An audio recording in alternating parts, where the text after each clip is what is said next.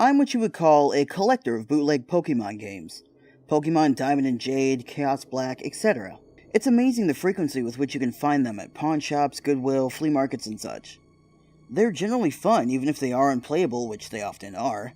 The mistranslations and poor quality make them unintentionally humorous. I've been able to find most of the ones that I've played online, but there's one that I haven't seen any mention of. I bought it at a flea market about 5 years ago. The game started with the familiar Nidorino and Gengar intro of Red and Blue. However, the press start screen had been altered. Red was there, but the Pokemon did not cycle through. It also said Black version under the Pokemon logo.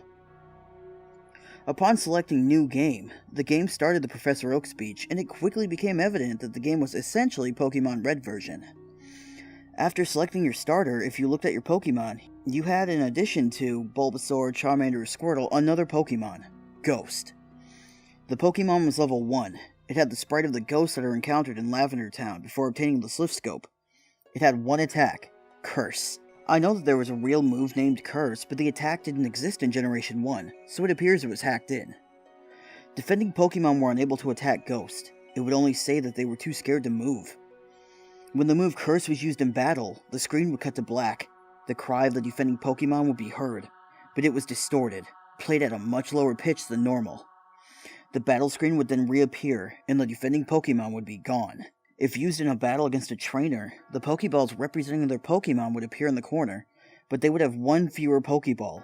The implication was that the Pokemon died. What's even stranger is that after defeating a trainer and seeing Red received blank for winning, the battle commands would appear again. If you selected Run, the battle would end as it normally does. You could also select Curse. If you did, upon returning to the overworld, the trainer sprite would be gone, replaced by a tombstone from Lavender Tower. The move Curse was not usable in all instances. It would fail against ghost Pokemon. It would also fail if it was used against trainers that you would have to face again, such as your rival or Giovanni. It was usable in your final battle against them, however.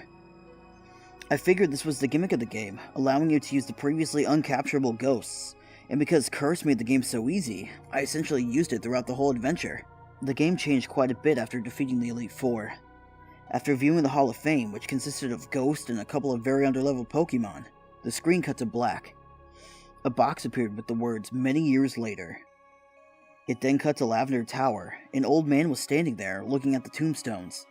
You then realized this man was your character. The man moved at only half of your normal walking speed. You no longer had any Pokemon with you, not even Ghost, who up to this point was impossible to get rid of. The overworld was entirely empty. There were no people at all. There were still, however, the tombstones of the trainers you would use Curse on. You could go pretty much anywhere in the overworld at this point, though your movement was limited by the fact that you had no Pokemon to use HMs. And regardless of where you went, the music of Lavender Town continued on in infinite loop. After wandering for a while, I found that if you go through Diglett's cave, one of the cuttable bushes that normally blocks the path on the other side is no longer there, allowing you to advance and return to Pallet Town. Upon entering your house and going to the exact tile where you start the game, the screen would cut to black. Then, a sprite of a Caterpie appears. It was then replaced by a Weedle, and then a Pidgey.